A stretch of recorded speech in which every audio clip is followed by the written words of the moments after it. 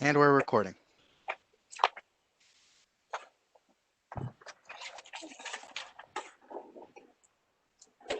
Good evening, everyone. So far I see Dave Vanell's not here. Is that correct? And David Gill and John Carter.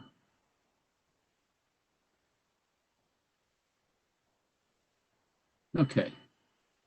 Well, good evening, everyone, again. We have a quorum, and I would like to have a motion to approve tonight's agenda. I so move. Thank you, Lynn.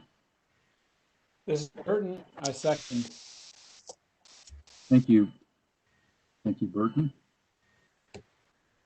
Anyone opposed? Okay, thank you. I would appreciate a motion to approve the minutes of the January 19th meeting. This is Burton. Yes, Burton. The minutes indicated that I was not present. I was actually present from 7 to 8 p.m. trying to attend two meetings at the same time, and then I left at 8 p.m. I will make that correction, and I knew it because I think I may have actually noted a comment from you, but So I will move that we adopt the minutes as amended. okay. Thank you. Thank you, Jan. Anyone opposed? Thank you.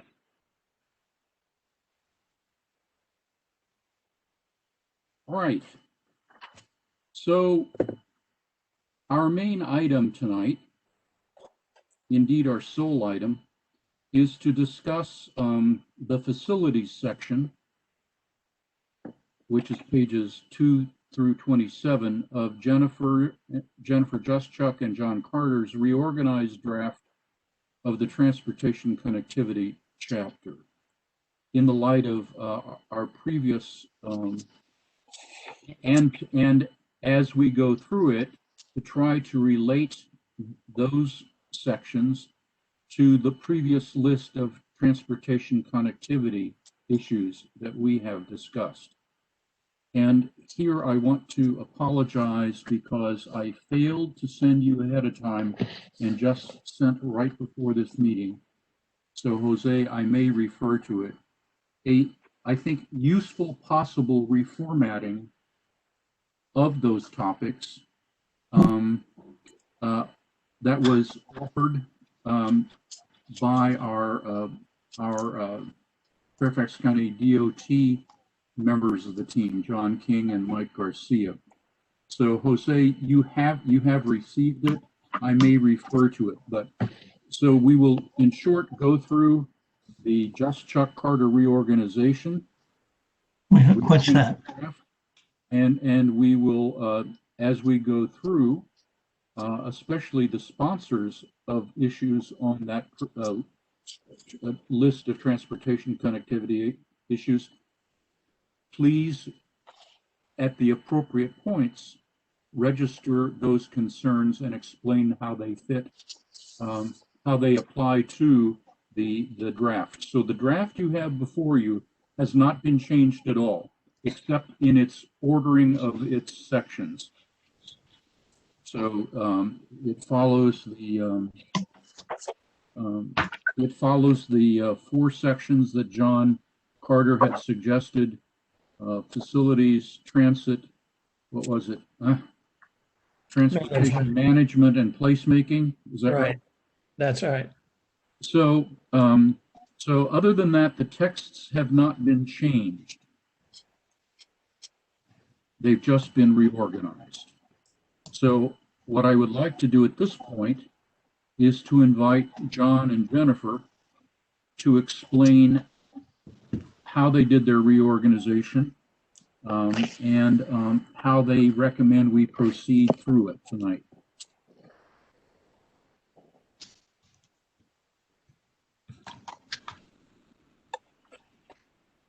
Okay, I guess we can do that.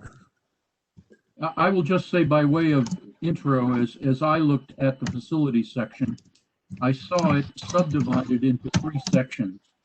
Community-wide issues, pages 1 through 15 of the new reorganized draft.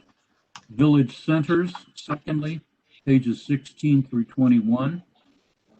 And then the TSAs, pages 22 to 29.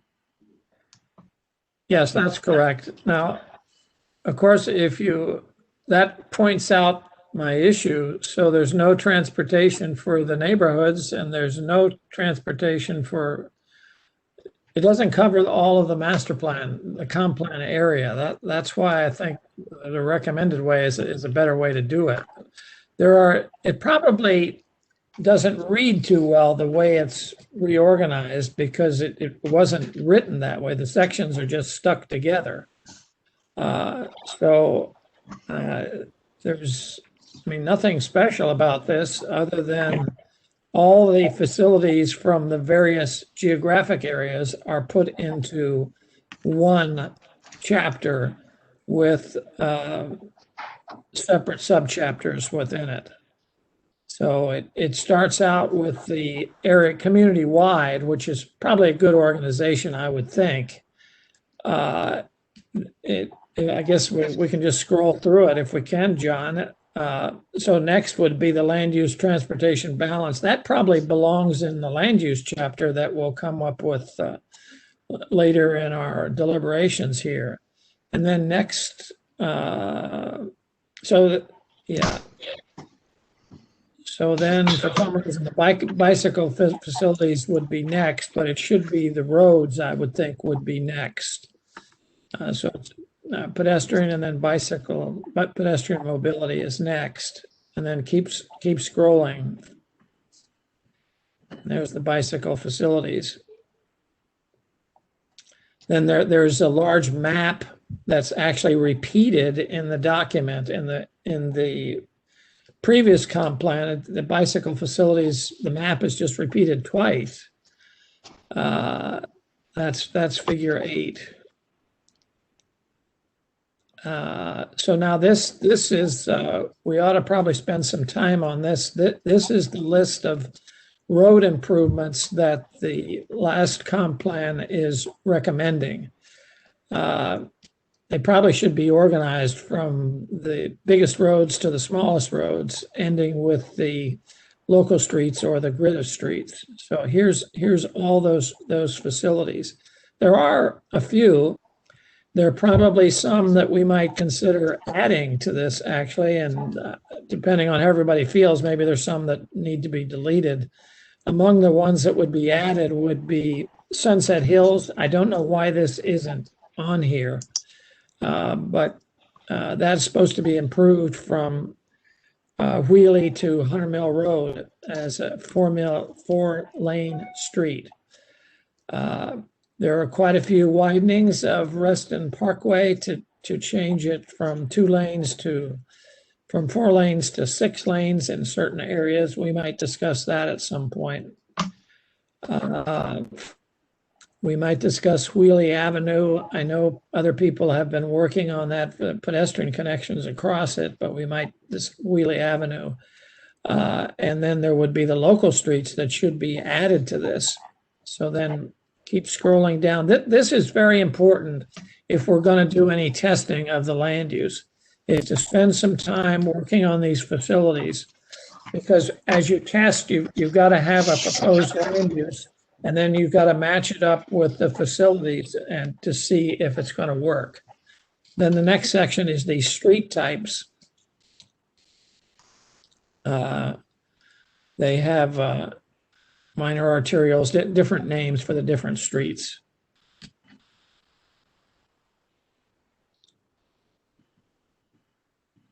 Yeah, and then there are some transit facilities. Let's see. Well, that's not next. Then here's, yeah, this is the different streets. Collectors.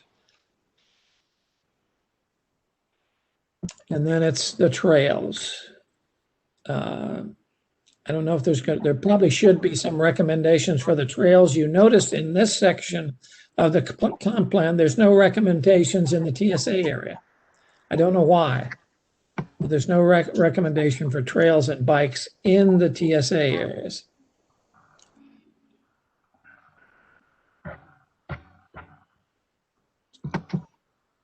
And then there is a map of the existing trails, again, only in the areas outside the TSAs. We should have some trails in the TSAs. And then here's from the village centers section of the plan, here's the recommendations for transportation in the village centers. There's not much in that.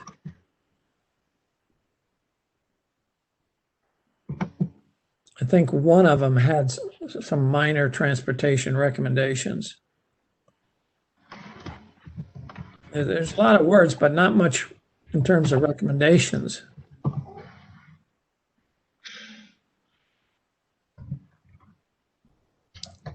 And then we have the pedestrian. Okay.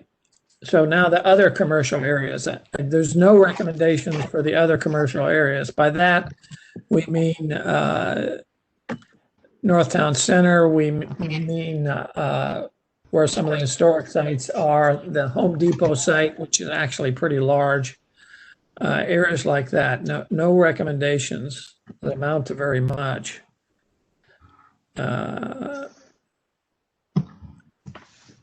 So then keep going.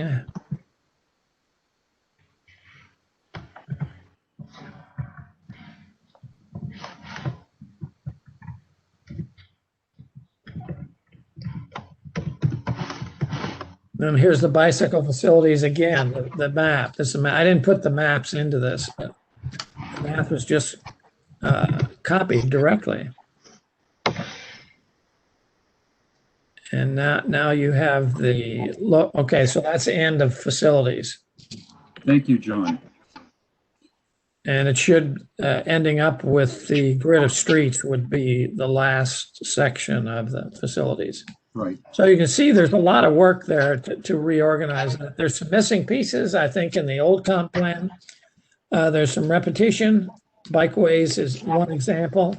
And so we ought to fix all that. I think we can get this down quite a bit. There's not a lot said in the old comp plan about transportation, the facilities part. So there we are. Thank you, John, for that quick survey. You all know that I sent out by listserv proposed redrafting of what's commonly known as the grid of streets for the TSA areas.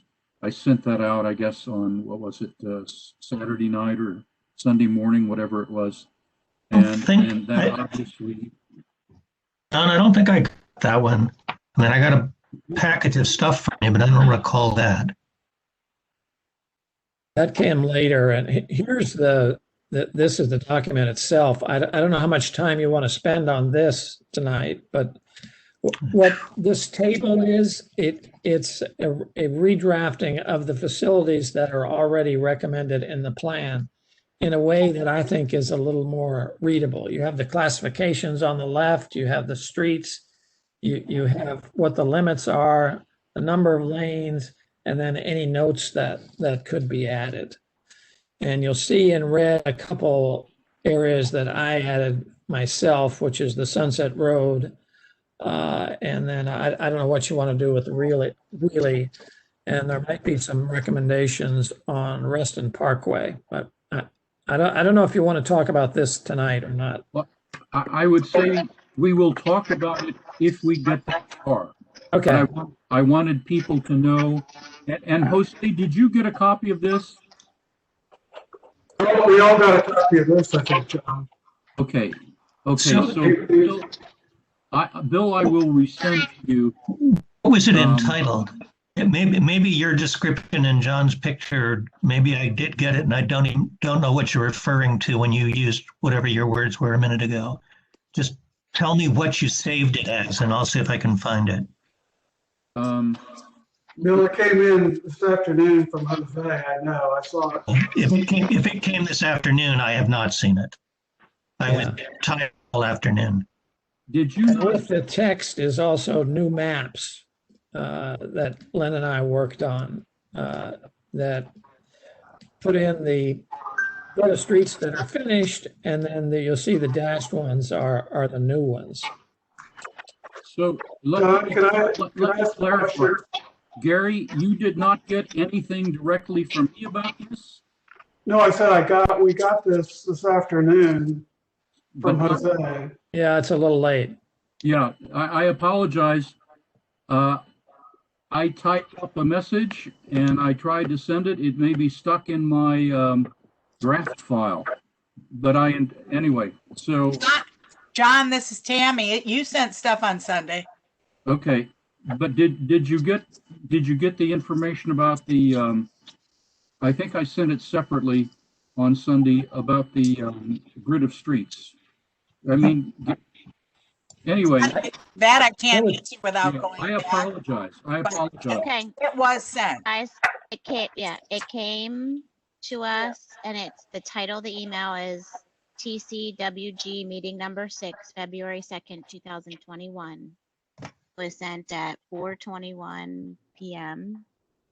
Today. Right. Today.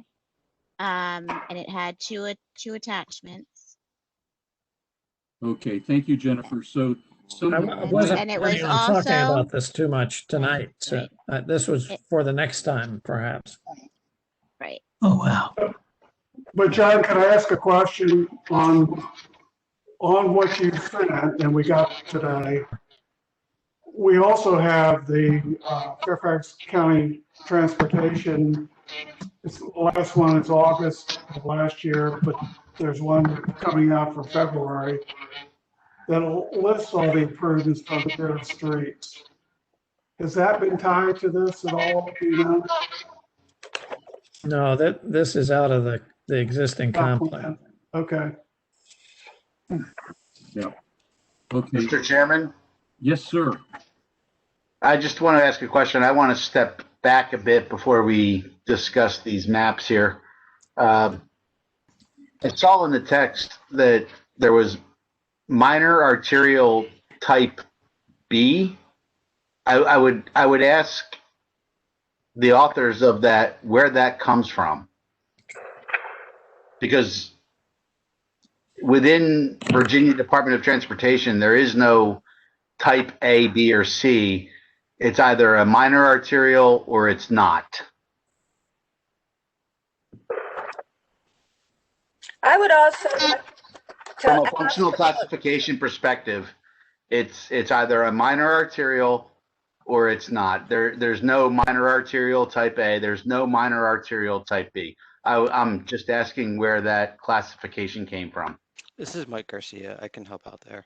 So on our comprehensive plan, we don't classify everything as per VDOT classification. So, VDOT has a major collector and a minor collector. We just have a collector and locals. So our classifications differ a little bit. You can actually go into the policy plan of the transportation section of the policy plan to actually go and look for the definitions. But really what we're just trying to do is differentiate it by character and speed and even the volume. Okay. And that, Mike, thank you for that explanation. That is very fair. But I will also state that in my professional experience, when it comes down to a difference between what the county wants and what VDOT wants, VDOT wins.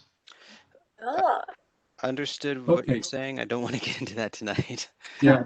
No, I'm just saying that I guess my question would be, I understand from the county's perspective, you're trying to differentiate, but these are VDOT roadways, and should we not adhere to VDOT's classifications, because to not do so only causes conflict moving forward. And this is a conflict that I professionally have dealt with. So I can answer that quickly. So what we've been moving to is the DRPT standards here. So we can actually go and do it a little bit better and actually pull DRPT standards in and add those. We're actually going through VDOT, having VDOT accept those as the new standards for Reston.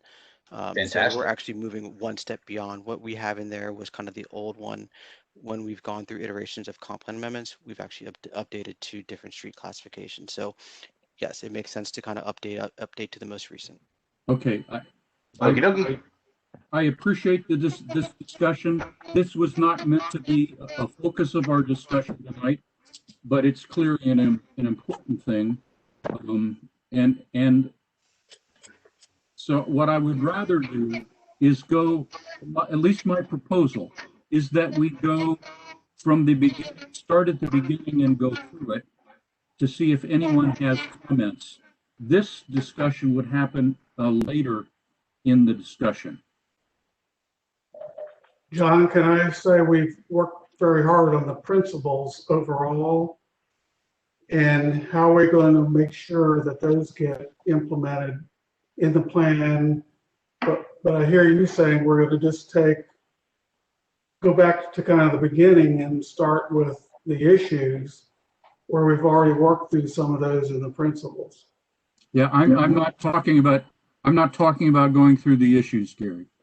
I meant the beginning of the text, the Just Chuck Carter text, which is the skeleton upon which we hope to weave our new transportation section of the comprehensive plan. Is that clear? Or and if it is clear, do you disagree with it, or? I guess I'm saying we worked through so many issues on the principles. Are we going to go start from ground zero again, or No? Okay. Except for stylistic editing, the principles are done. We concluded that at our last meeting. And they would be, of course, the beginning of this chapter. Right. Right. So they're right here. If you guys can see my screen, correct? Everyone can see this, see me yes, sharing? We can see your screen. Thanks, Jen. Okay. I thought I've been sharing on this whole time. I was hoping so. So see, the transportation principles are here, and the way that I was going to outline this document is it will always have the current text and then a new version in blue. And so that will be the beginning of this chapter. And now we move on to just facilities, which has its own little, looks like introduction paragraph. And then it starts to get into sub issues. So maybe I can make a recommendation if you like. So that this part, I think it would be wise to begin just the way this begins, with the county-wide or the community-wide recommendations for transportation.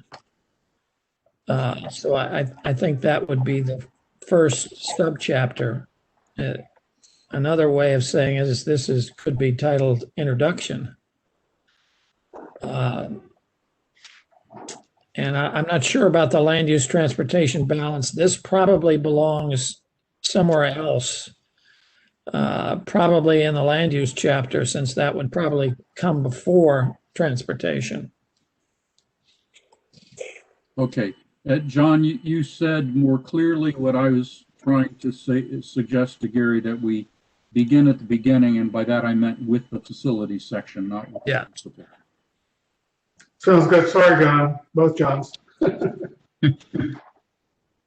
Okay. I mean, so we're not going to read this. I hope everyone has had a chance to acquaint themselves with this. What I would like to do is, starting then on page 2 of the Just Chuck Carter text, begin to make comments on the different sections as we go through it. So John has said that perhaps the transportation community-wide recommendations don't belong here, or at least not in the fullness. We can discuss that later, but are there any substantive comments on that section here?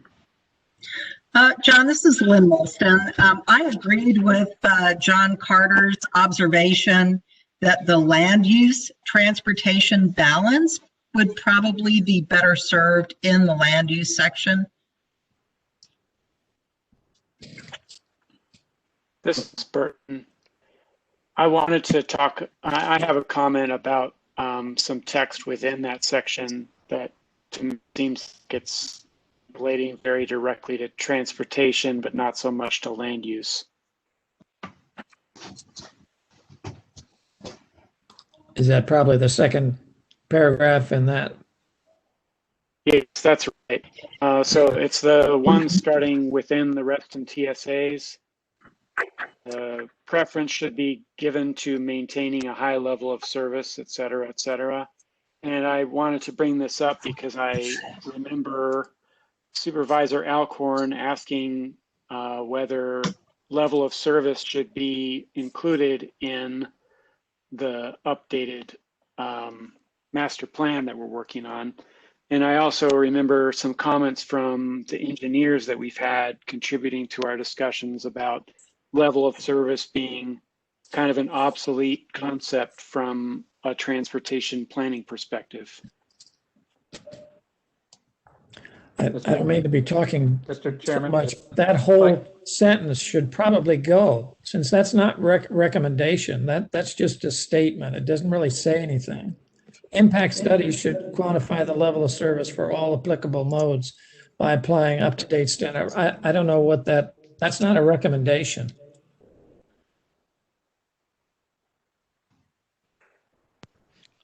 This is Mike. Do you want me to help? Gary, do you have any comment on the level of service text included in this section?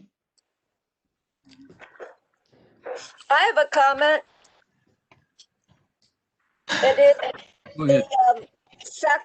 the second sentence. These strategies incorporate attractive alternatives to access desired goods, services, employment, and social engagements without the need to own and operate a private vehicle. That's more of TSA rather than the other part of Reston. Might be better to say to lessen the need, rather than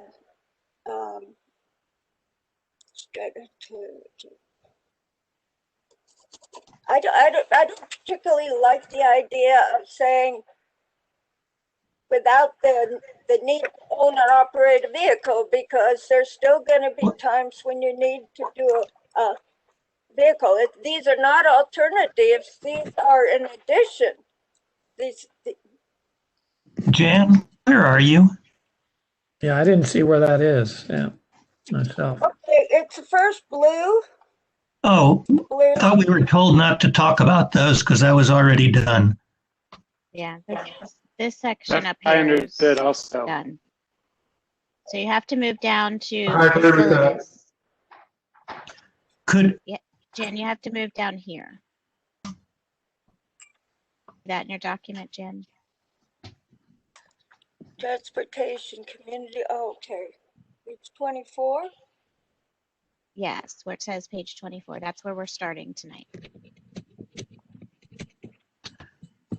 Okay, very good. could I ask, Why is this talking about the TSAs? That this is the problem I've had with the organization from the beginning. I would try to strike the TSAs as much as possible, unless it refers only to the TSAs, and I don't think it does. John? If you look, yeah. I mean, the only new development that's going to occur is in the TSAs.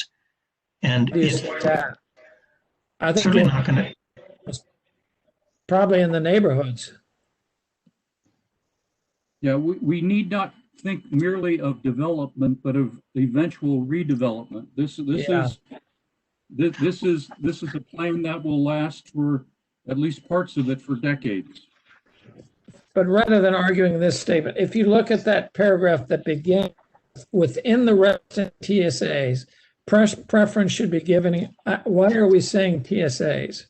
within Reston, preference should be given to maintaining a high level of service for all modes. Okay. That's good. Sounds good. Could I go back? In a different direction, I think we're talking about transportation for all of Reston. To me, it's hard to segregate the TSA when it comes to transportation. It's hard to segregate the difference between the TSAs and the rest of the area. So I would, if you scroll up a little bit, you'll see another paragraph that has TSA all over it, and I'm not sure why.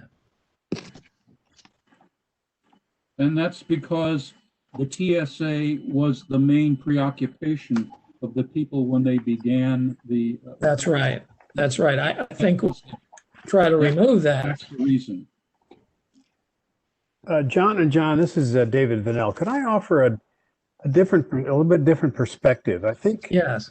I think we are looking the way I read the entire part, transportation, community ride recommendations, land use, transportation balance, pedestrian mobility, et cetera, that whole first 3 pages was as an introduction, was as a let's talk about community-wide recommendations, land use, transportation balance, bicycles, pedestrians, that kind of stuff.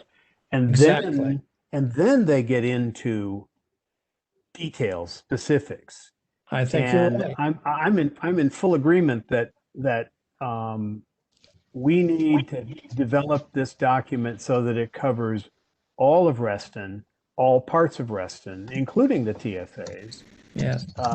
And so I'm not sure how much editing we should be doing in an introductory portion of a document. If we're trying to introduce the issue of transportation in the community, we ought to have an introductory section. And I think, and maybe I'm wrong, but I think that's what all this stuff in black in your document does. But as an introduction, should it not be a one Reston perspective and then get into the details as you recommend later on, and then get into TSAs and whatnot? Well, if you're talking about Reston, you have to talk about the residential area and the TSAs. You can't shut your eyes to the TSAs and talk about anything related to transportation in Reston. But that would belong in the detail of not the introduction. Well, that's what an introduction's for. Yeah. So look at that item 2 in the first paragraph. You see, address the long-term needs of the area. We're talking about all of Reston, including significantly improving the infrastructure and facilities for transit, pedestrians, and bicycles. The phrase around the transit station area should be deleted, since this is talking about community-wide, right? So I don't think so. I agree with both sets of my friends. Seriously, I think it is impossible to avoid mention of the TSAs in the introduction, because that is a major part of the whole system, which influences the whole system. But I think we ought to remove anything that is overly specific about the TSAs from the introduction. It gets very specific about the TSAs later, when we talk about grid of streets, for example. But I think what we're talking about here is not an either or, but a hitting the sweet spot of a both and. Oh, goodness. Could I make a suggestion? Again, this bill. The suggestion would be to take John's suggestion about around the transit station areas and so around Reston, but leave in the last sentence, which talks about the grid of, which is actually in TSAs and the North Town Center area, because that's something new. That's not, that is distinctive. So maybe that's a way of bridging this. And then I would have one other suggestion, and that is we delete the and then add after the item 3 something along the lines of, and 4, complement Reston's environmental values and placemaking, or something along those lines. Because the streets, the network of paths, all those things are not just ways of moving around, they are part of the visual and living experience. And I think we should make sure that's part of this opening broad statement. It's not bad. Thanks, Bill. Mr. The Chair. thing about the grid of streets, it's not only in the TSA, it's also in the neighborhoods, a little bit. Yeah. Yes. Mr. Chairman? Mark, was that Mark trying to talk? No, it's Mr. Leary. Okay, Scott. I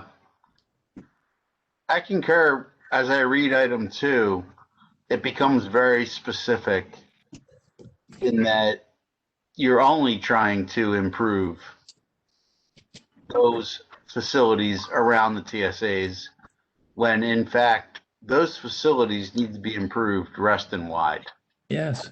Yep. No, parts of this are overly focused on TSAs, no doubt. I would agree with Bill's changes. They look, to me, like the right thing to have in there. I'm sorry, Gary, could you repeat that? I'm getting quite a bit of distortion. Sorry, I just was saying I agree with Bill's changes. I think they should be helpful in this document. Thank you, Gary. Okay. Can we move to pedestrian mobility, or the subheading on pedestrian mobility? Which is, I'm still stuck on the thing about the high level of service paragraph. That's the second paragraph that you see under the page 25. You probably can delete the last 2 sentences in the previous paragraph, since that's referring to things that won't be anymore. Just above this, John. The last 2 sentences. Last 2 or the last 3? The last 2. Yeah. Which, I don't know. I'm lost as to what paragraph you're on, John. This is the second paragraph. Oh, under what called page 24? Yeah. Okay.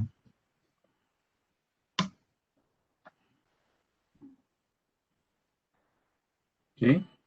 Well, in the specific transportation. Yeah. Shown on figure 7. We don't know where figure 7 is, and let's see. But you'd leave in the sentence that says, while many of the transportation recommendations. That sentence, Day. Where so far it's highlighted on the screen, what John is proposing to remove. you could probably delete that whole paragraph if it was me. I suggest leave it in for now. We can revisit. Yeah, that's fine. It's an introductory type paragraph that might be better to revisit later. Yeah. So let's go on to page 25. I want to express at least my own personal discomfort. I think we are getting awfully close to doing a group edit of the text. Yeah, I think you're right.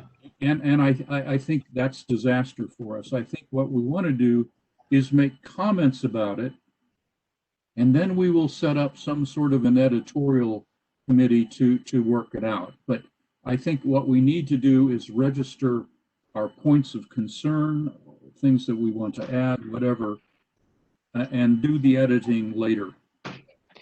So, Does that make sense? Yeah, John, one point on that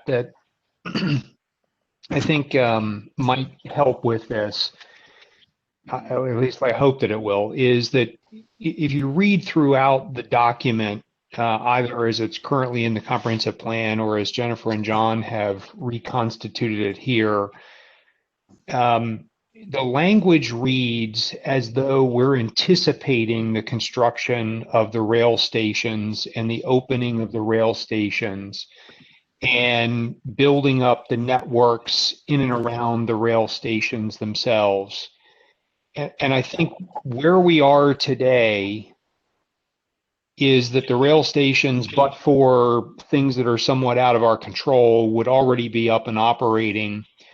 You have developments at each of the transit station areas that have established networks in and around at least portions of the transit stations on both the north and the south sides, and sometimes east and west as well. And so as we think about this, it might be good to think about it in the context of, we're assuming the rail stations are there. We're assuming that some of the network that supports it is already there. And we're really talking about filling in the big picture items that have yet to be addressed, the toll road crossings, the major improvements that need to be done. And then, to Mr. Carter's favorite, the details of how the placemaking aspects of those connections all contribute to the overall network. Because if you just read the text and the way it's written, it's all kind of aspirational of what ought to happen with the TSAs and with development in the TSAs. And in many respects, we're beyond that. Thank you, Mark. That's an excellent point. Well, the view Chairman, different. Mark Malcolm, to Mark Looney's point, it is really, we're moving forward with the improvements to what is there now going forward.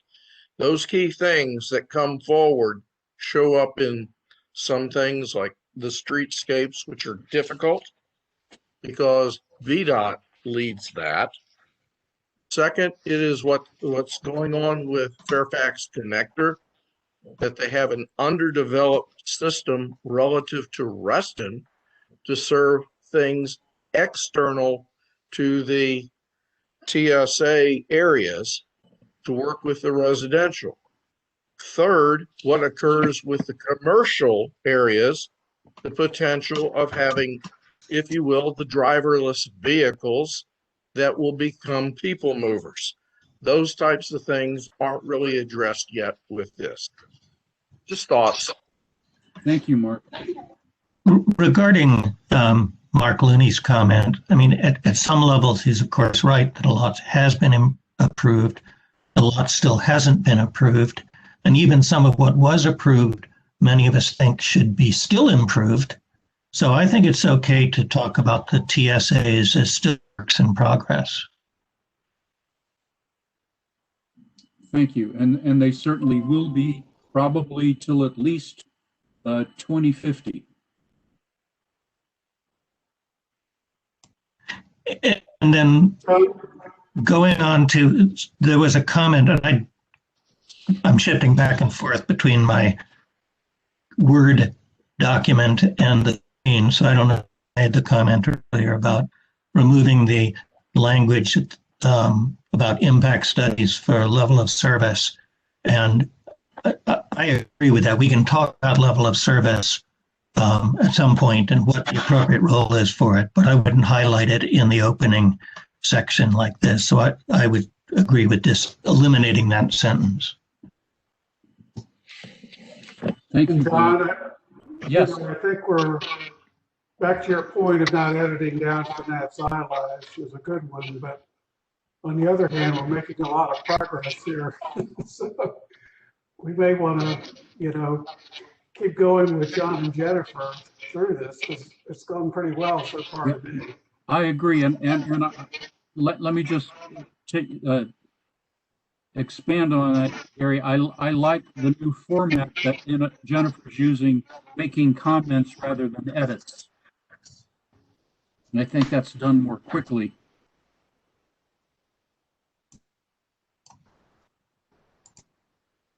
It's generally easy to take things out of text if people don't like, and then you can make comments to say, here's what we want to add, here's what we want to look at in this section. Removing things is simple. Okay. About that level of service paragraph that used to start with within the Reston TSAs. Another thing, I'm not sure that level of service should be in here at all, but another thing that I'm not loved about this paragraph is how it says that preference should be given to maintaining a high level of service for all modes. Well, if it's preference, but it's for all modes, then it's not really a preference at all, is it?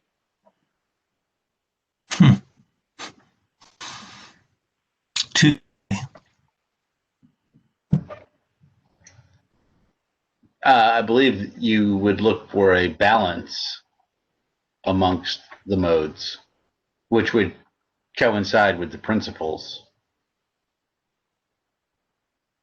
And level of service, as I've stated before, is a metric that is diminishing in the transportation planning field. I anticipate within 6 to 10 years, it's still used, but it's not the end all be all metric because it is so vehicular centric. Mr. Chairman? Yes. Hey, it's Walter. I just wanted to add on to that. Yeah, when I made some comments earlier about LOS, the idea was it shouldn't be the be all and end all. I was really thinking about other metrics that can be added to it. So, Scott, thanks for pushing that in there. Thank you, Walter. I would consider, that whole paragraph, I don't really know what that says. And I think going through this transportation chapter, I'm not sure I'm going to be as clever as Mark Looney, but I think he had the right target for this. If it's not a recommendation, why do we have it in this chapter? In that paragraph, there are no recommendations. Preference will be given. I don't know what that means. Preference, does that mean what? To achieve this, given consideration should be given to safety, security, direct pathways. I don't know what that says. It's not a recommendation. I would consider deleting those kinds of sentences from this. If it's not leading us somewhere and it doesn't have a recommendation in it, I would consider deleting those. John, Thanks, John. This is Bill. I guess I would have a qualification on that because often descriptions of what we want may not qualify specifically as recommendations, but the descriptions themselves are a form of recommendation. They're a policy. I mean, this sentence here, I don't care whether the word preference or goal or something else.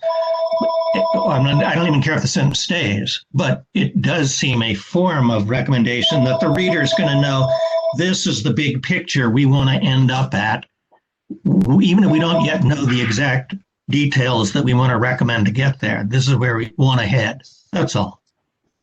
Okay. It's a balance, and we can shorten this, I'm sure. Okay. Yeah. Can we move now to pedestrian mobility and bicycle facilities? Sure. Okay. Yes. All right, so I've been talking anyway. I would make a suggestion, possibly to stick at the end of that section after the statement about RMAG, because I confess I have not looked at RMAG in many years.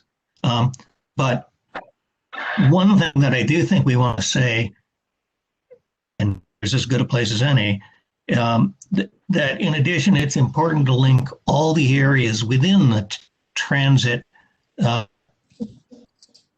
center areas, also with all the rest of the toll road corridor, with internal pedestrian, bicycle, and road connections, in the extent possible, to resemble a linear park. I mean, I can give words, suggestions that are more nicely worded, but that's the gist of it. And I think we ought to get that in, because that kind of linkage is going to take effort and thought, but it should be part of our big picture. So things Bill, like you're talking about. I'm sorry, Bill. Let me understand. Make sure I understand. You're talking about linkages not only within each TSA, but among all the TSAs. Is that what you're saying? It's among all TSAs, but also extending into the office parks and other developments, so that they are joined to the TSAs through convenient, attractive pedestrian, bicycle, and roadways, other than going out on the main roads like Sunrise Valley and Sunset Hills. To the extent we can link them, and that's going to take some effort and some arm twisting perhaps, although it's in everybody's financial interest in the long run to do it, it'll be better for employees and so forth. But link them all. Let's have it all linked into one giant grid of connectivity, not have little isolated sections. And maybe here's where one needs to talk about adequate walk and bike lanes across the Wheelie Avenue Bridge and the like, but that'll come up later. Okay. Anyone want to comment? This is Burton. I agree very much with what Bill just suggested. Thank you, Burton. Anyone have doubts about what John suggested? Bill. Don't blame John. What did I say, John, again? I have no doubt if that's what the question is. Let me tell you a brain history problem. I had a classmate, John Pennington. So every once in a while, brain slips on that banana peel. And this is Vanel. I am in violent agreement with Mr. Penniman. I think that's an excellent, complete weave of everything into. I think we have unanimous consent, John. We can move on. Okay. Okay. I actually think we're into pedestrian. I would have put the roads first, but this is just the way the comp plan is organized. Instead of starting out with pedestrian mobility and bicycle facilities after the introduction, I would have started out with the roads next. I agree with that. That's fine. That's just a reorganization. And Yes. Yes. It will make Bill's argument stronger, I think, if we keep the these chapters with the pedestrian mobility section, which comes later after the facilities, I think. Anyway, let's keep going. Okay.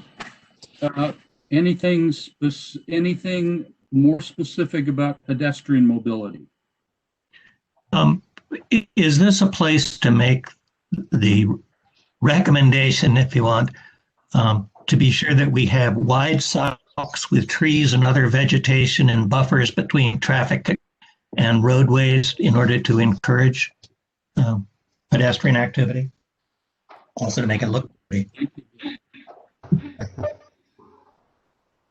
Thank you. Does that go with placemaking? Says John Carter. Mr. Chair? Just a sec. Gary, what did you say? I said, should there be, this is probably John Carter of the organization, should there be a placemaking area that covers the kind of things that Bill Penniman was just talking about in Yes, here? that's the last section of the transportation chapter. It's all about placemaking, and we put all the placemaking elements in that section. That's the fourth section. So that would cover what Bill's talking about there. I think so. Although I think we need to provide a hook in the sidewalk section ready to latch on to the placemaking section. Yes, you could do that. That's not a bad idea.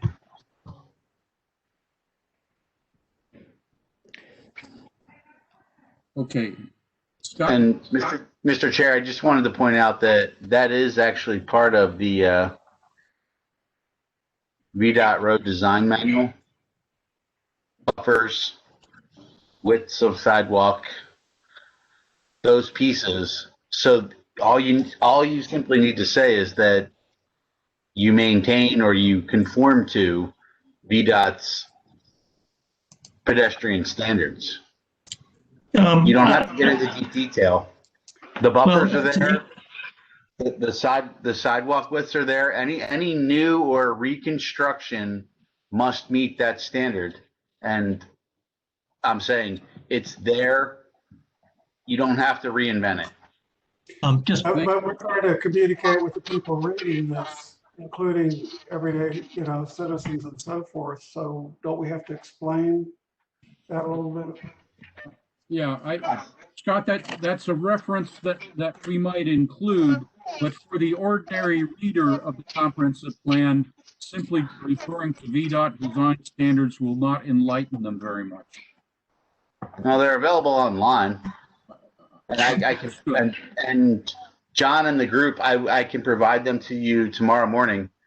My point being, don't try to reinvent what already exists when you're working within VDOT's right-of-way. Work within what those standards already are. Hear you. Okay. But on the other hand, I would say two things. One, vegetation and trees are probably not in there.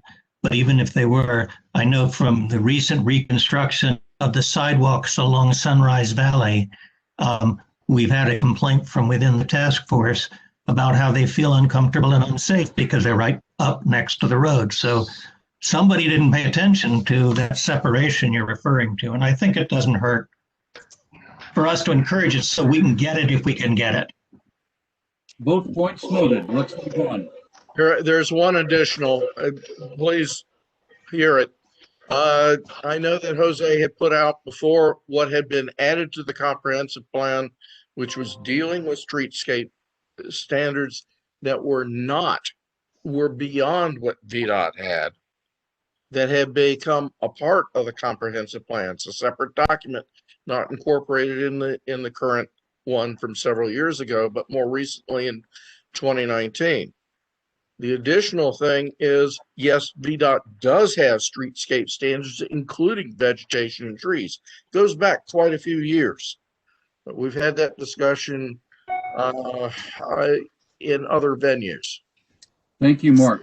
This is Tammy, and I have a comment. We don't know when and if VDOT will change whatever. So we want what we want in plain English, regardless of VDOT's. VDOT can be a reference, as Scott suggested, but should never be what we're saying for the reason that we can't control it. Thank you. Thank you, Tammy. Understand. Okay. VDOT owns the right of way. Okay, Scott, let's end this discussion right now. I think we understand all points of view. Okay. Anything about pedestrian underpasses or? On the next page, which under the Wait a minute. It didn't say anything about lighting. It is. It's on page. It's on page 20. It's on under the words, page 26, just before bicycle facilities. There's a lighting issue there.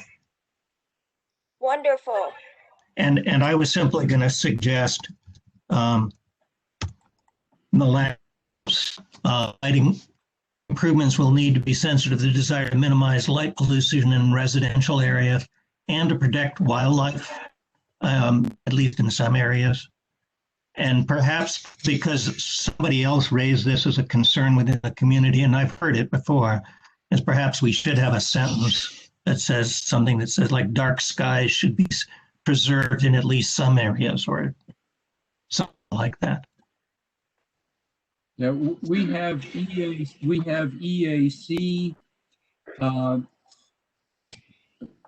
Our Environmental Advisory Committee has given us a lot of input on this, so that needs to be referred to. Okay. Again, a lot of that Bill, belongs am I in the right placemaking section? chapter. Yeah. Am I in the right section, Bill?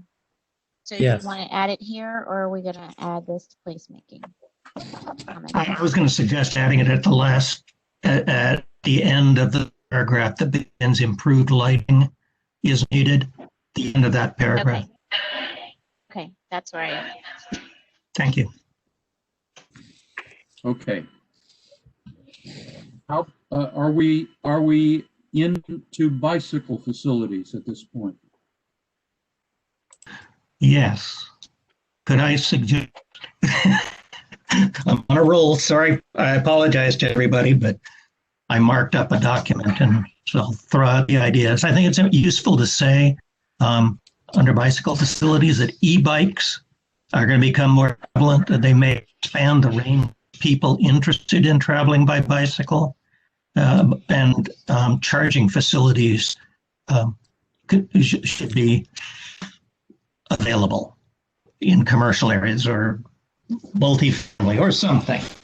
Just, and I'm not wordsmith, but just throw out the idea that I think it's worth referencing, because that is a change that's going to be hopefully become important. Thank you, Bill. Other comment? Burton, yes. To add to Bill's comment, I think we could also see more electric powered transportation facilities. I don't know what you call them, like scooters, whether they're privately owned or shared. They could be becoming more prevalent over the next 20 years. And then I have some other comments that I noted in the bicycling section. Some of them are kind of minor. So in the first sentence, bicycling is an increasingly important form of transportation and provides additional mobility options. I think it's just an option, not options, because you either bike or you don't bike, but it's an option. And then a bike is actually a vehicle. We can just keep the language as it is, but a bike is itself a vehicle. So we could also change vehicle to automobile, so it's more clear. I don't really have a preference. I just wanted to point that out. And in the next paragraph, starting with currently, Reston has many multi-use trails. It's about these trails not serving bicycle transportation needs due to their circuitous design and lack of lighting. I would say that the lack of lighting is not really a factor for bicycling because bicycles are required to be equipped with lights if they're operated after dark. So I don't think that we should plan on people biking around in the dark with no lights on. And I just don't think that we should worry too much about providing street light type lighting for bicycles on paths. I think that lighting should be more for the pedestrians than the bikes. Then there's this paragraph about bike sharing. I'd be curious if we could get some information from the county staff on bike sharing in Reston, how it was doing pre-COVID and how it's been doing post-COVID. That's all. Thanks. Thanks, Burton. Again, the task here is going to be taking this bicycle which I think is, I've forgotten where it is. I believe it's in the county-wide. It's what they're talking about, bicycles county-wide. And then later on, there's another bikeway section that talks about bikes again. And so we ought to combine those into one. If it's different in the TSAs from the rest, then just put it in this section, but don't have separate sections that are separated by a lot of other language. I also think, again, that whole thing about trails, I don't know what that sentence says. To me, it says nothing. And I would consider, again, if it's not a recommendation that, or if it's not followed up with something later on, then I think those chapters or those paragraphs should be deleted. They don't really say anything. So bicycle sharing in Reston is feasible. Well, okay, I'm not sure what you're trying to tell us, but its success is dependent upon safe and connect. Well, okay, we all know that. What are you trying to get to? You want to locate some bicycle sharing facilities? If you're going to do that, then maybe, but I don't see what that chapter adds anything to this. And then the stuff about lighting, I think that belongs in the placemaking chapter.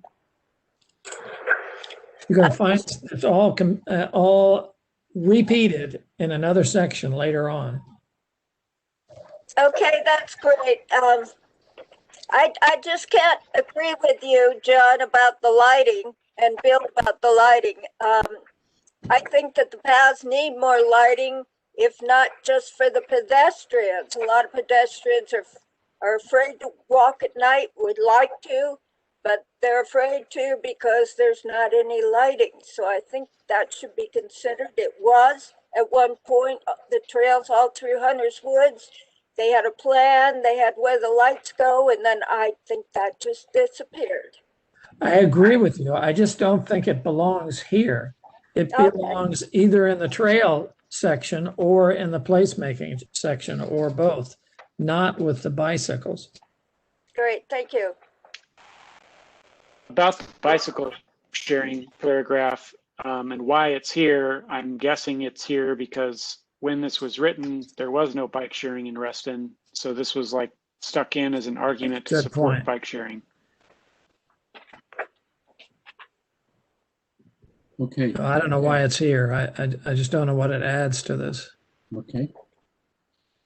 This is in the category of statements about a kind of infrastructure we need, and bike sharing is an infrastructure. It is a kind of facility, and we need it around the community, and therefore the county decision makers need to support it, at least not ban it, encourage developers to include it.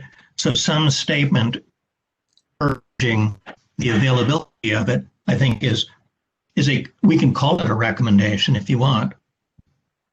But it doesn't have to be. I think that's what we should do. If we think that, then make it a recommendation and make it stronger. This just doesn't point us to anything. Well, that's fair. And that probably belongs in this section. That would be the bike sharing. So, John, you've been repeatedly making the point that encouragement does not substitute for recommendations. Yep, that's right. Focus on recommendations. That is a general approach that you've made clear. I'd like to pause at this point to see if there's any diversity of opinion about that we should focus on fairly clear recommendations rather than general descriptions and vague encouragement. I think in a document that's 186 pages, these things like encouragement and should, those things get lost quickly. So we should try to make them recommendations, unless it's a sort of an intro sentence that's going to be followed up with a recommendation later on. Thank you, John. Reactions? Well, I would agree with that. I think this is way too wordy and not to the point. So that would obviously what John's saying makes perfect sense. And yet, Bill Penniman just made a point about making sure that the clarity is there to understand what we're really trying to say when we're doing that.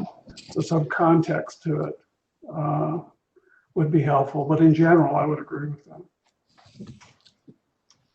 Any other voices? Tammy This and is Mike Garcia. I totally agree. This is Mike Garcia. Can I chime in just for a moment? Sure, please. So I just want people to kind of also keep an understanding that the plan text is also written just for people who don't really have any kind of context about what the vision for Reston is. So as some of the verbiage, which probably is maybe a little wordy and can definitely be reduced, is out there, it's meant to help also kind of bring the casual user up to kind of an understanding of what the vision and goals for Reston are. So just kind of keep that in mind as you're going through. So while you may have and you being anyone on the task force or this working group may have a good idea of what it is the vision for Reston is, keep in mind that your neighbors may not. Thanks, Mike. Other viewpoints? This is Burton. I can imagine, future citizens who are trying to advocate for the type of things that we are supporting, needing something to point to say, look, this is the plan and this is what it says, and you're not doing that, and you need to do that. So it might be wordy, but I think we'll be doing future generations a favor by having some language in here about what we want Reston to be like. So you're not, or you seem to be saying, Burton, you don't want to require strict adherence to clear, implementable recommendations only. Is that correct? Yes, that's correct. And I think, we've had some spirited debate about what we want, as a working group, and we might not come in agreement on everything to the point that we can have a strong recommendation like would be preferable, but we could still have some more watered down language if we can't get to that strong recommendation that would be kind of more vague and weaker, but still somewhat valuable. Okay.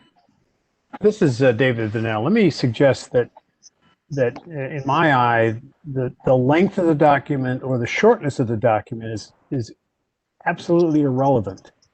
What you're trying to do is I think Mike Garcia said this, you're trying to establish the vision, and you're trying to establish the goals. And you need both kinds of things. You need verbiage, you need explanation of why we're doing this, and you need a set of recommendations about how to go about that. And so I'm not concerned about whether the thing is 25 pages or 150 pages. It's going to be as long as it needs to be to explain the vision and identify the goals, identify the recommendations. Thank you, Mark David. Malcolm, I agree with you. It's coming to their recommendations are really fourth level. Vision, goals, objectives, then you come into the specifics of recommendation. That makes something that is tailorable and followable. When we talked about recently with the bicycles, whether it's bicycles, e-scooters, micro-mobility devices, right now, Capital Bike Share in Fairfax County is Fairfax County owned. The issue here is how do we also keep realizing that this is both public and private use of what is to the whole. Keeping that in mind. Thank you. Thank you, Mark. Okay. That was a helpful discussion, I think. All right. Let's go back to where were we here? I flipped the page to make some notes. Any comments on bicycle parking?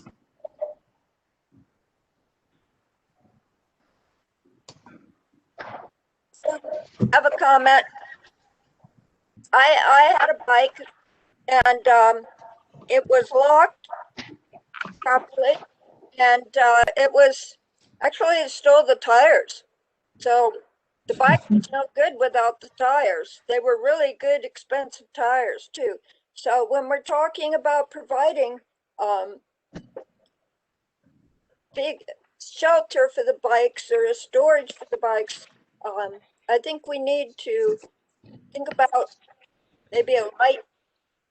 It shines right brightly on that. Of course, it's shown brightly where I park my bike, but I think that's something to take into consideration. Thank you, John. So whether it's lighting or storage facilities, you want the bicycle parking to be secure. Yes. Thank you. Thank you. And if I could add to that, this is Vanel, if I could add to that, every commercial development that comes before the P&Z, that's one of the things that we ask that the developer provide is bicycle parking. Of course, we pick them up a little bit about charging stations and their parking garages, and but I think most developers expect to have to supply bicycle park, and it certainly should be secure and it should be well lit. Thank you, David. Burton, I ride a bike a lot. I like the paragraph fine as it is, even though it's lacking some specifics.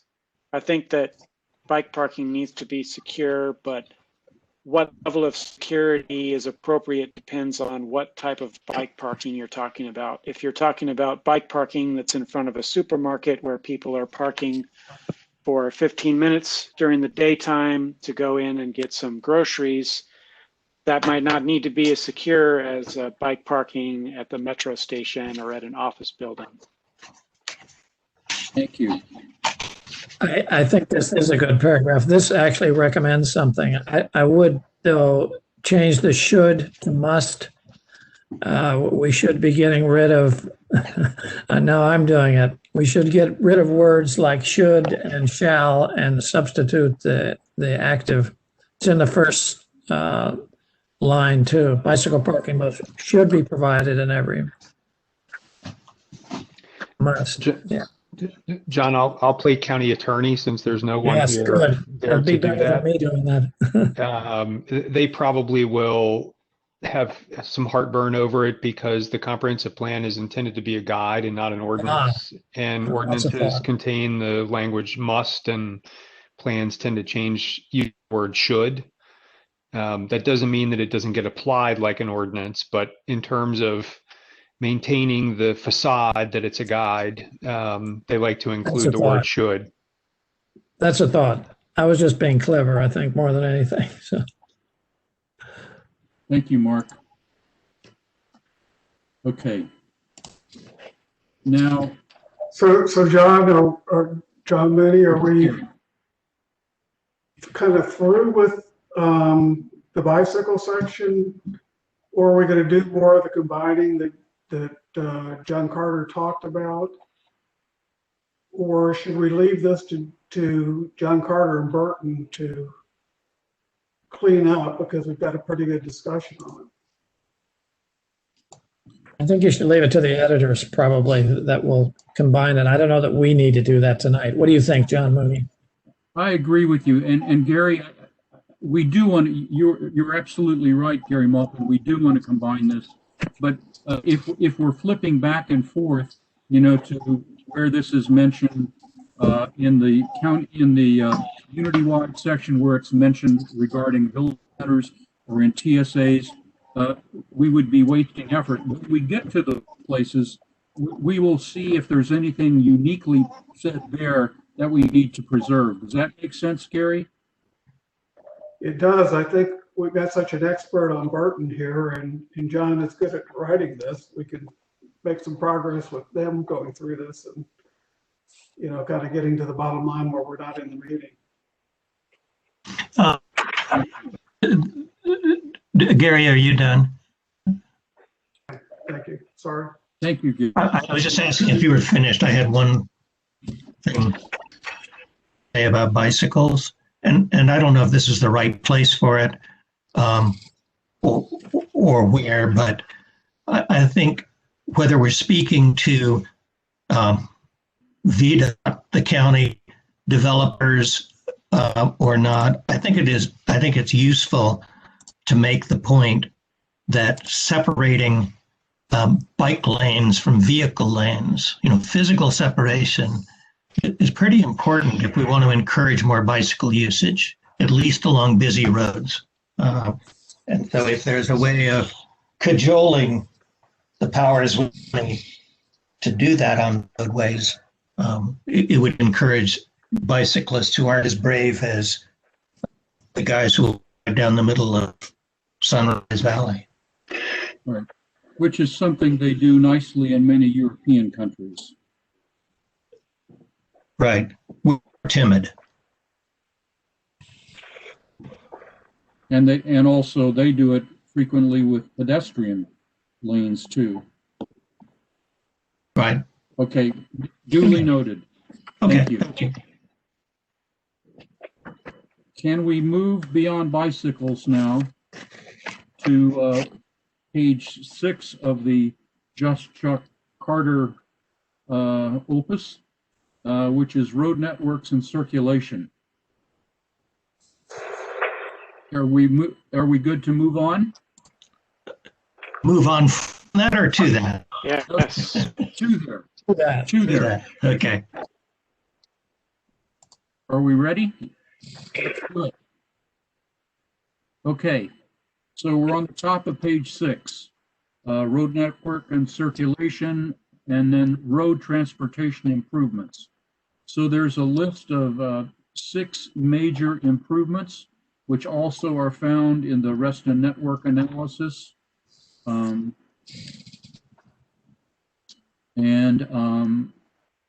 Any comments on that?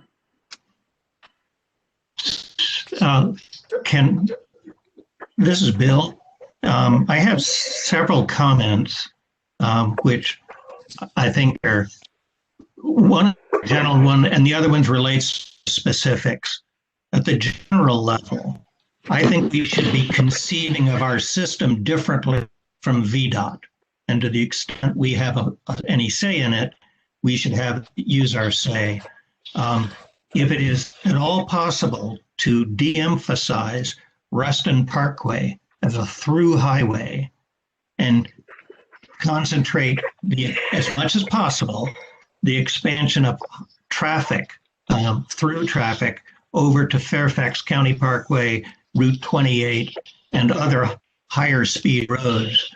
And then do Reston Park, slow it down and make it more, emphasize local delivery lanes and, just make it more of our community instead of just an I-95 running through it.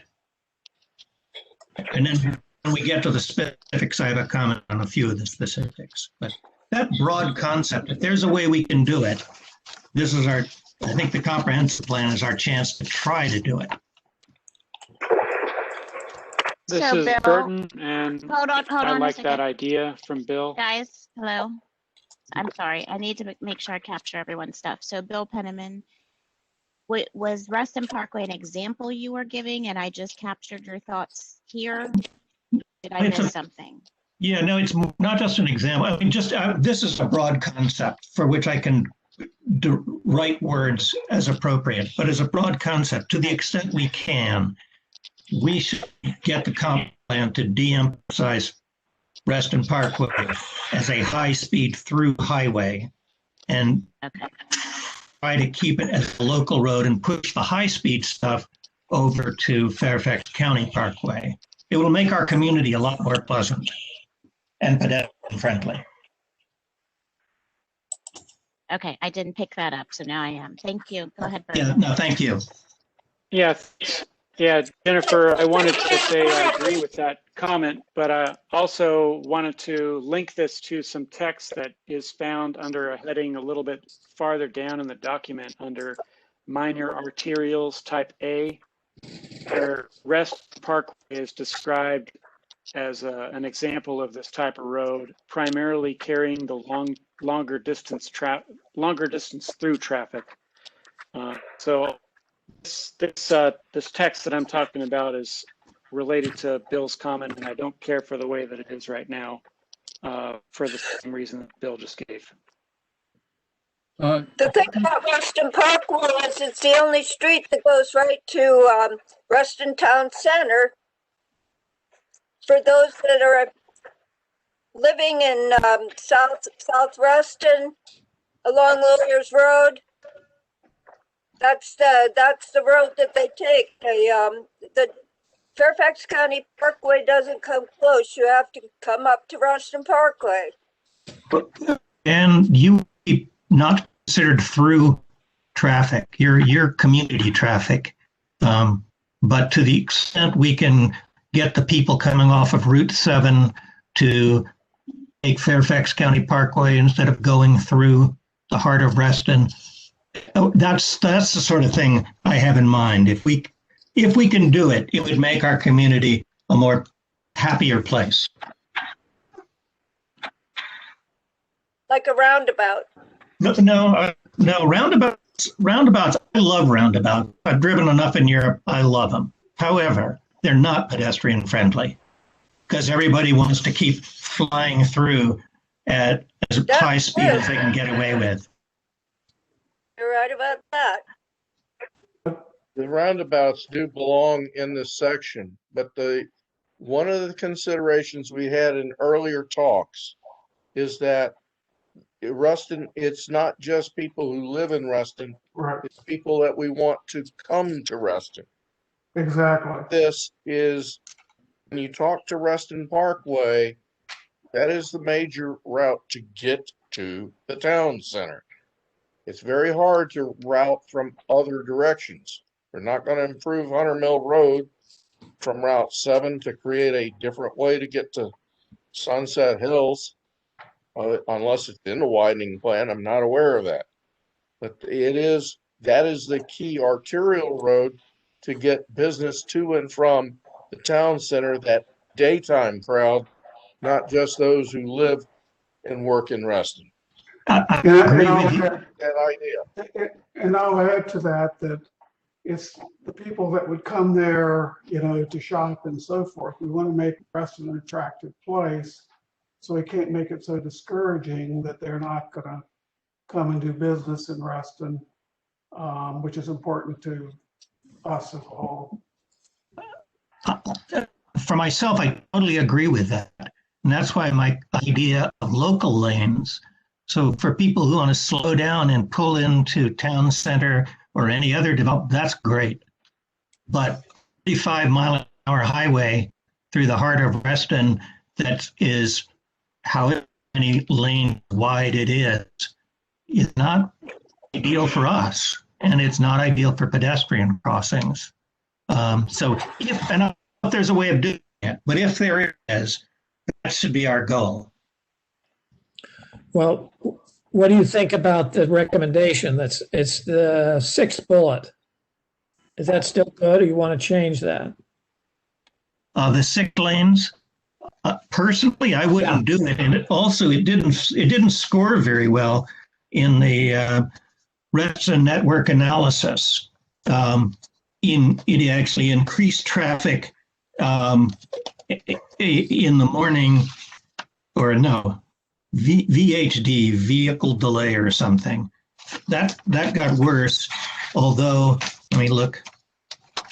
By 2050, it may have had greater. No, actually.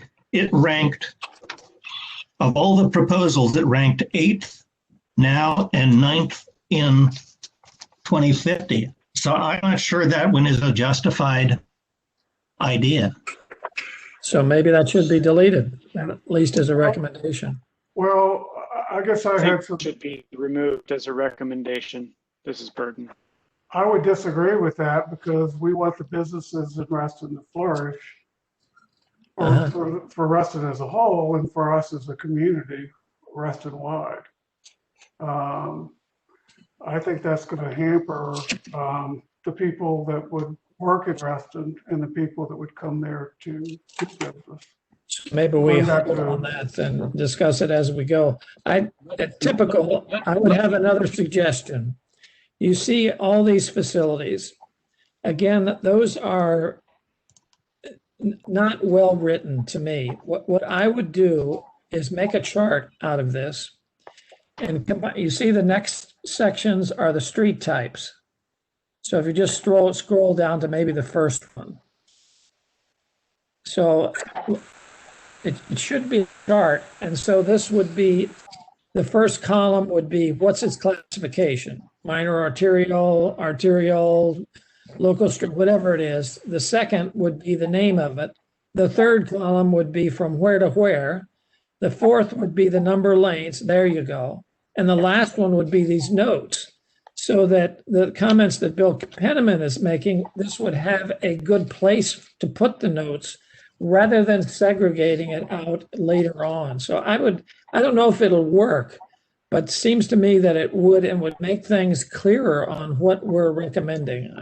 I think it's very logical. Trying to make things clearer and straightforward and getting our recommendations down, but I think we should concentrate on that. So I think somebody, if you want, I could do it. I actually did it in that stuff that I sent you, of taking these and making more out of each one of them into a recommendation. And maybe the things that Bill Penniman is talking about should be in a very robust section called notes at the end of each one of the road recommendations. So, and John, this is Lynn. I'm sorry that I interrupted you previously, but okay. I think that this is a very logical approach. Yeah. So John, are you the kind of table that, yes. That is, yeah, I mean, the table approach with notes is fine. I have a comment on a few others of these listed proposals. Good. Good. Let's go to those. Okay, so let me just say, based on the Reston network analysis, the lowest ranking proposals were the Reston Parkway expanding 6 lanes from South Lakes to Dulles Toll Road. If you don't expand the bridge, I'm not sure that helps anyway. Monroe Street, 4 lanes from West Docks to town of Herndon. Where is that one? Is that one on there?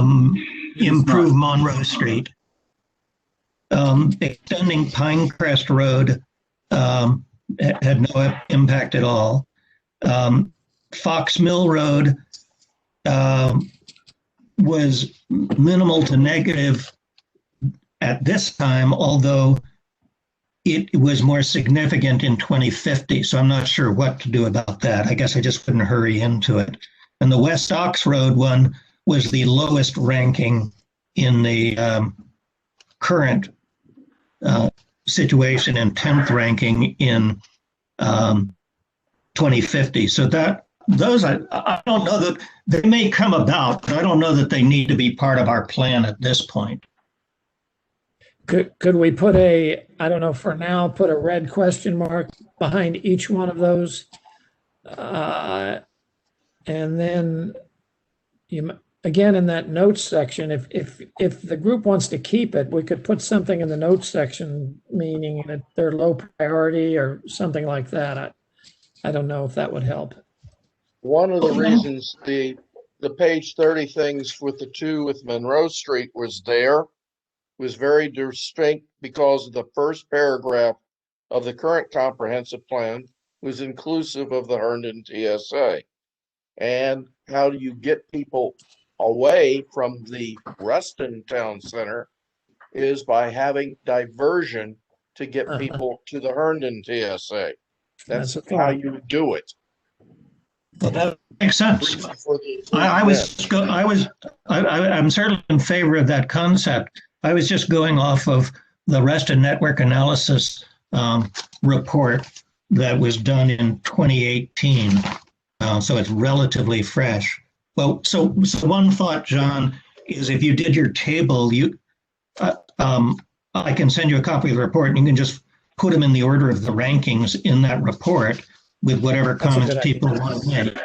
But I do think that if the Rose Street thing would have the effect of making it more people go to that metro station, they have a big parking lot there, no parking lot at the Reston Town Center station. So, I mean, I'm not opposed to it at all. I'm just telling you how it got ranked. Understood. That would be bad for Reston. That's all I'm going to say about that. But could I ask a question, John? Again, I brought this up at the start. Have we tied this into the latest things from Fairfax County DOT? No, we haven't yet. Status? We So haven't we need to yet. do that, right? I know Yes. I'm bringing it up again, but. The one that I would add is Sunset Hills. Sunset Hills from Wheelie to Hunter Mill. That gets relocated and made, I believe, 4 lanes for that length. I don't know why it's not in here, really. Okay, can I back up, Gary? What are we adding from, I think you said DOT, is it a report? We just want to make sure these are all tied to the reality of kind of where we are. And there's a status report I sent out a couple of times here that I sent out, and we can tie that in to make sure we have the latest of what's going on here. So we, don't say the wrong things or say something unrealistic or. We want to capture check and anything that's balance been on what we're added. doing here, that's all. So We're trying to I'm going capture to things. speak up. I'm going to speak up here. It Good. ties into what Gary's talking about. Gary and I are both on the Reston Special Transportation District Advisory Board, which is to oversee exactly the implementation and funding of these improvements. And so it flowed out of the Reston Transportation Analysis Final Report that Bill Penniman has been referring to. It is found in the Reston Funding Plan Draft Cash Flow, which was done in the fall of 2018. And it lists, besides intersection improvements, 10 major roadway projects: Soapstone Overpass, Town Center Underpass, Reston Parkway widening, Fairfax County Parkway HOV, Fairfax County Parkway at Sunrise Valley Interchange. I want to talk about that separately. The South Lake Drive extension, which is a proposed Dulles Overpass, Fox Mill widening, West Ox Road widening, Monroe Street widening, Pinecrest Road extension. And so those are the things that are already being planned for funding and engineering. So I think we are talking about really important and big thoughts here. And I would like to propose that we invite Tom Bashadny, perhaps, or you could advise us, John King and Mike Garcia, whom else we might have, but to talk about these things, because they're very big thoughts and very important thoughts that we're talking about, but there are things already in process, as Gary has pointed out several times tonight. I want to mention that we've heard concerns about the grade separated interchange at Fairfax County Parkway and Sunrise Valley, especially from the residents in the Polo Fields area. So I think that would warrant a detailed discussion and first of all, a listening session with the Fairfax County DOT people. What do you think about that? A good idea. John, that's an excellent idea. I think that would be helpful for me. And I think Tom Bashadny is familiar enough with this because of the tax group we're on, John. He could do this and be very helpful on, making sure we're not off base here somewhere. Right. Yeah. Tom, certainly Mike Garcia would be good at this too. Yes. That said, there are different viewpoints. I just think Tom has been talking on this for a while, so. Yeah. It might be helpful along with Mike. So would we like to schedule that presentation for our next meeting, which would be February 16th?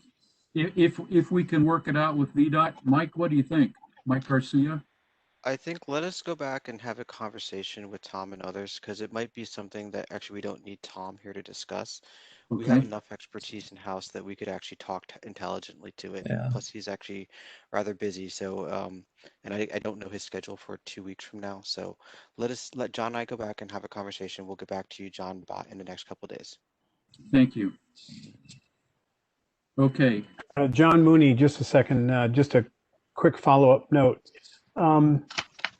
The things we see, the road transportation improvements that we see, that you looked on that you saw and I saw on the spreadsheet and all that stuff, they're obviously there for a reason, but and we need to find out what those reasons are. But as you all know, the quickest way to get more traffic where you don't want it is to widen the road.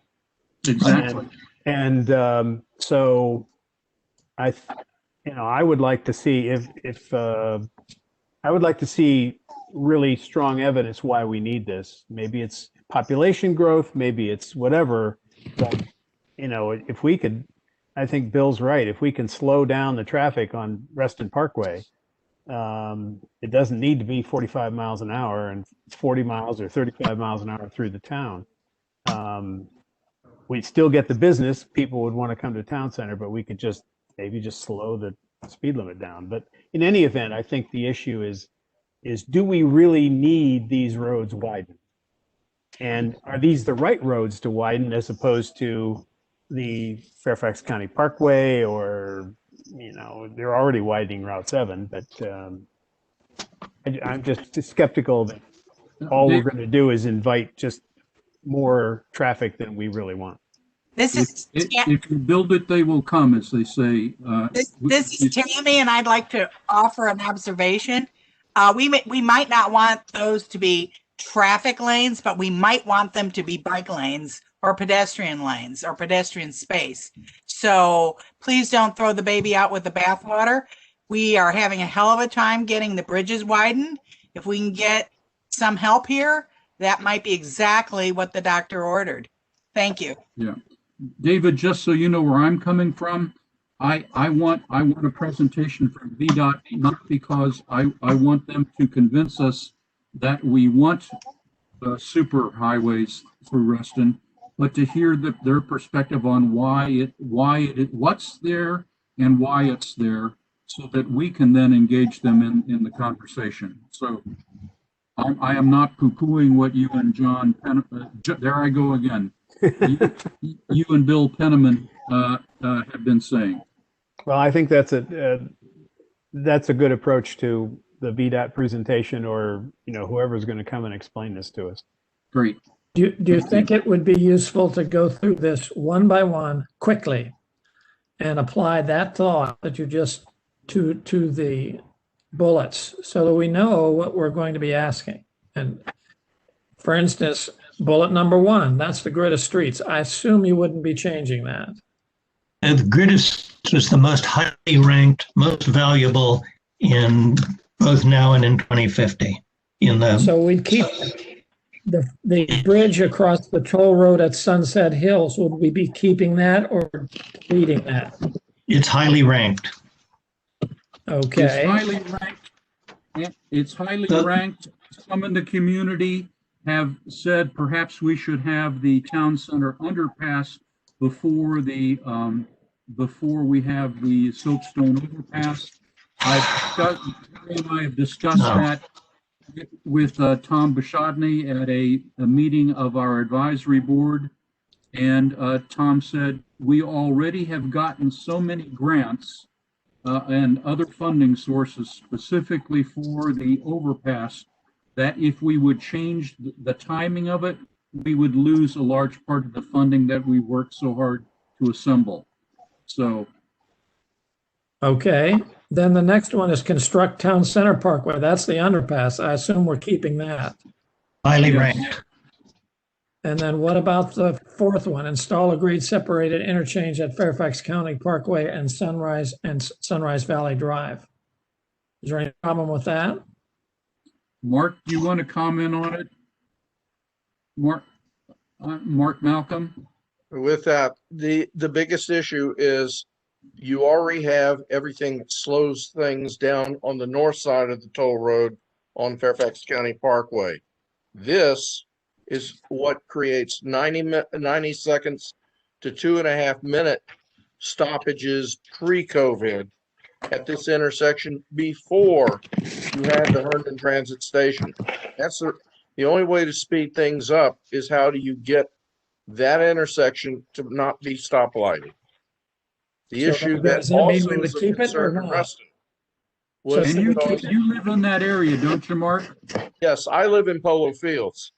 On the opposite side, back of my home faces Monroe Street. I'm an e-biker. I'm a bicyclist. I use that intersection every day to go to the Y, at least four or more days of the week. I also had been, prior to stopping work during this past year, went through that intersection usually at least 3 to 5 times a day. So it is probably takes more time than the Sunset Hills Wheelie intersection, which almost the rest of you know has been abominable. That one was competitive in time delays. So what are you suggesting, to keep it or not? It needs to be kept. Okay. The thing is, from VDOT's perspective, this wasn't until 2040. From Polo Field's perspective, how does you advance it to as early as possible, given what was expected with the Herndon TSA pre-COVID? So maybe if we make a chart out of this, we can put that in the notes. There are other members of the Polo Field community who do not support this. Right? The issue that they have is how many homes would be lost to a grade separated interchange by its design because of the SPUI type designs.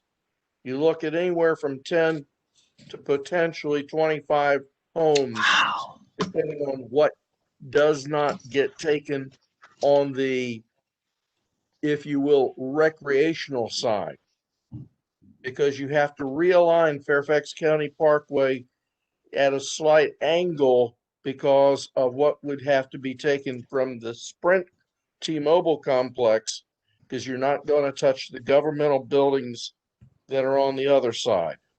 Well, Jennifer has a note on that. Why don't we leave the note that Jennifer's added and go on to the next one? Yep. Construct the 4-lane overpass across the Dulles Toll Road at Sunset Hills. Are we keeping that? It's also ranked. It's not going to happen anytime soon, but it shows in this study to be fairly important.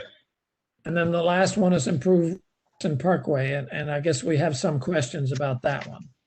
Right. It is distinctly well ranked. So then to the next three, Fox Mill, West Ox, and Monroe, apparently there were questions about each one of those, and Jennifer has a good note on those.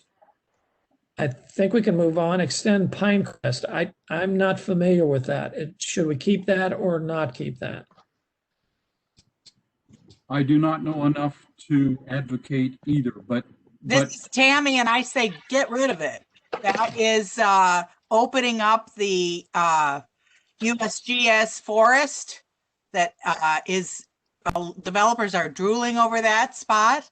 Please take that off. For our environment, we need that forest. Okay. Which one are you referring to? Which one are you referring to, Tammy? I'm sorry, I just didn't hear. Pinecrest Road from South Lakes to Sunrise Valley. Okay. And it's got almost no value from a traffic standpoint, according to the study. And then the last one is improve Fairfax There's one County other Parkway. consideration with that one. It also conflicts with potential infrastructure. When you looked at the prior comprehensive plan, that was the USGS property redeveloped slightly, also becomes the most likely location for another elementary school on part of that land. Oh. That's why you would not do it. Okay, and then the last one is improve Fairfax County This Parkway to is, 6 could I lanes. jump in here on Yeah. Pinecrest? This is Burton. Yeah. I am not arguing for extending Pinecrest for vehicle traffic, but I'm suggesting that having a trail extend where this is being talked about would be a nice improvement for bicyclists and walkers. This is Jose. I'm just trying to jump in just briefly. And I know John and Jan, you've received correspondence from, she lives in Reston around the Pinecrest cluster around Glade and Pinecrest. She has reached out to the office about maybe not the road, but it's easier from her cluster to get to, I guess, the Metro Town Center, Halley Rise with that connection. Yeah, just wanted to shoot that out there. Yeah. I think she'd just like to have a safer way to cross Glade, and also to get rid of all those cars that are parked there. I'd love to see Pinecrest extended the other way toward Fox Mill. Mentioned both directions to our office, so I just wanted to make sure that was out there. Yeah, she's in the Glade area. Yep. It starts at South Lakes to Sunrise. So it doesn't. She's in the Pinecrest area. I understand that, but Yeah. she's complaining about the Glade area. This particular bullet does not include Glade. It starts at South Lakes and goes north to Sunrise. So it doesn't. I'm just saying that if we're talking about Pinecrest, I'd like to see a path or something going the other way. And yes, you can cross that out as far as going to Sunset or Sunrise. But I'm talking about Pinecrest, cleaning it up, making it more walkable and safer to cross the street. So Joe, all the more reason why we need a thorough briefing. Yes. by VDOT on this stuff. I will. Yes. I will remind you that in the list of issues we had under section 3, which has the general title grid of streets, under 3.5, you'll see many of these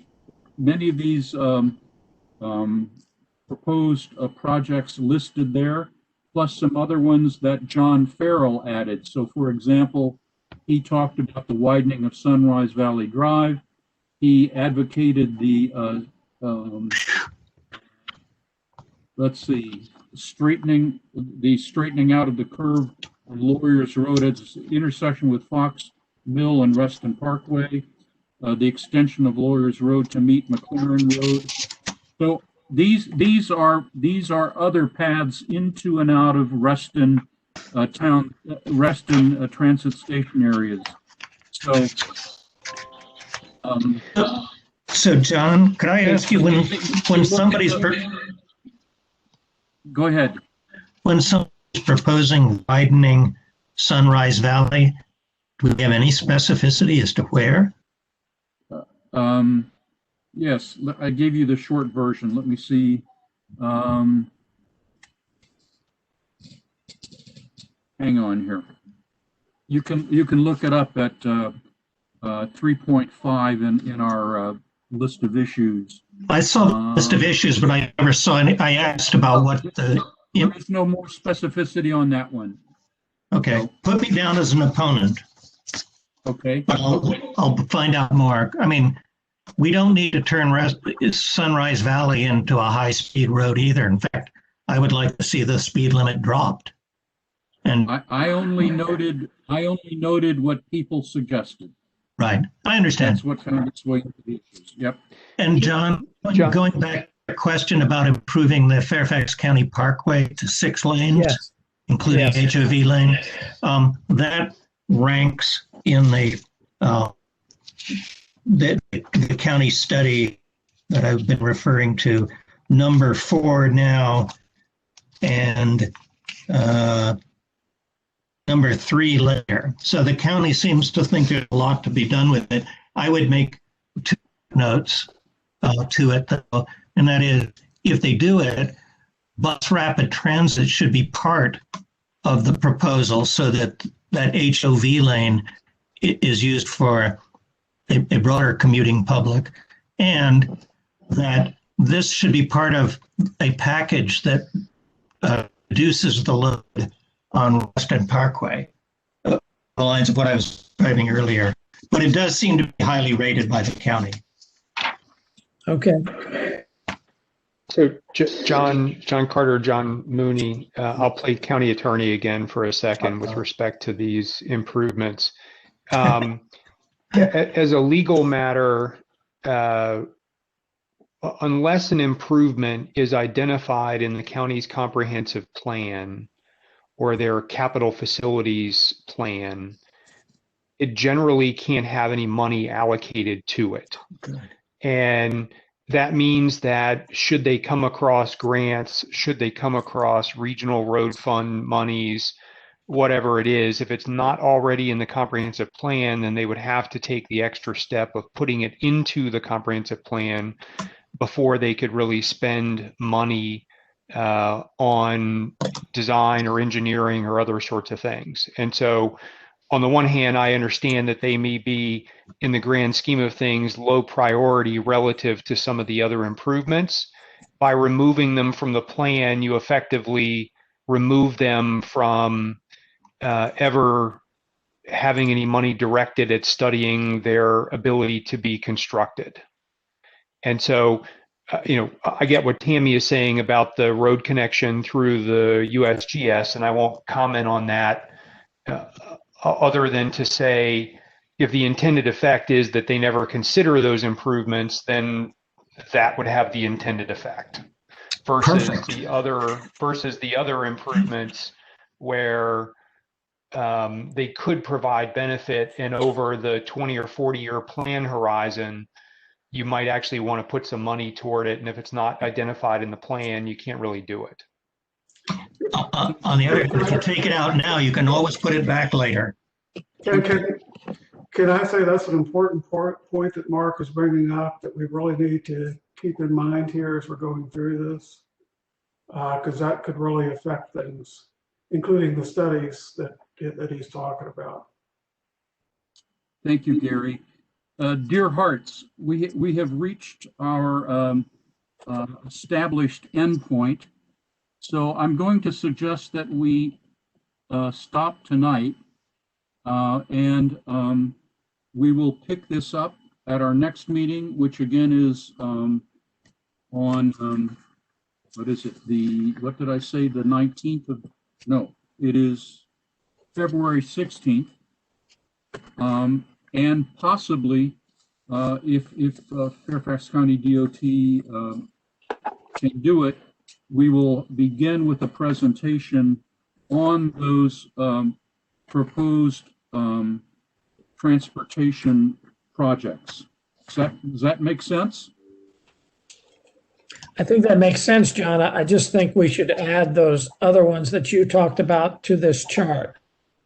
Okay. So that we make sure that Mike or Tom, whoever is covering this, will cover everything, all of our thoughts. Okay, Mike Garcia and John King have our original list, which details those. John and Mike, do you need us to resend it to you, or do you still have that? Can someone send it to me? Can someone send it to Jennifer so I can add it here? Yeah, that would be Jennifer, or at least Jennifer, reference. you're the one who typed it out. Okay, so John, can you tell me what it's 3 dot what to 3 dot what? It is basically 3.5. 3.5. So there are a number of items listed there. There is an overlap between many of those items and what is in the comprehensive plan. Okay. And then there's another one I'd like to add, which is in another comp plan that actually covers this section of Reston, which is the Sunset Hills widening and relocation from Wheelie to Hunter Mill Road. That's already in another comp plan, so we probably ought to have it here. We can come back and delete it later, maybe, but Sunset Hills Road, and you said widening. Yes, from Wheelie to Hunter Mill Road. That's a great idea. It's both widening and relocating. Yes, that's right. This is Mike. So we have here a list, both the one here that I see on the screen, the one that Jennifer sent out earlier, and we also have the study that you've referenced before from 2018. Okay. Are folks okay with that as the agenda for our next meeting, contingent, of course, upon VDOT's, or not VDOT, Fairfax County DOT's ability to give the presentation? Yes. Absolutely. Yes, indeed. Okay. Yes. Yes. You said the 16th, John? It is February 16th. Thank you. Do we want to assign a smaller group to edit what we've already gone through? We're not ready to do that. Well, why doesn't John and Jennifer, if they wouldn't mind, do it again with, if people have something else to throw in, and Burton chopping on the bicycles.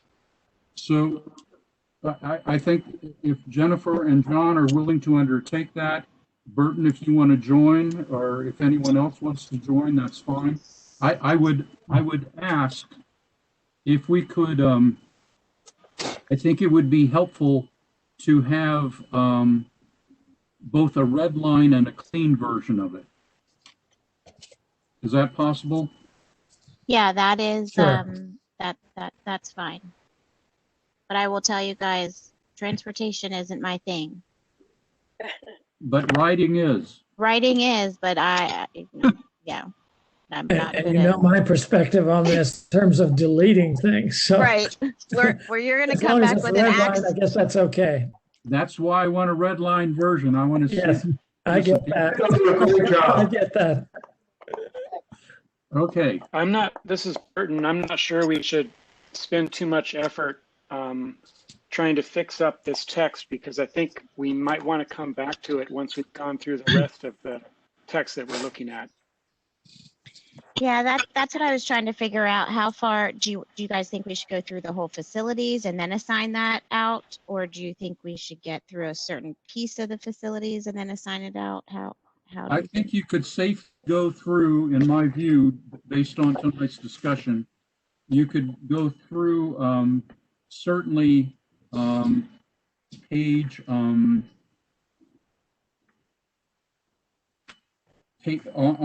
the Just Chuck Carter version, certainly through page 4.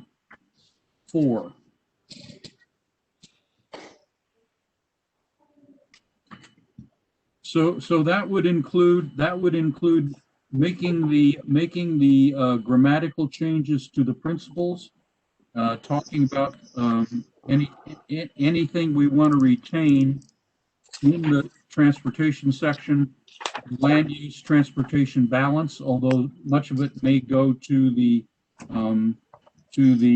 specifically to the Land use. plan stuff. But pedestrian mobility, bicycle mobility, I think you could safely start on those things. Do people agree? Yeah. Does that get down through the facilities we talked about? It gets up to the facilities.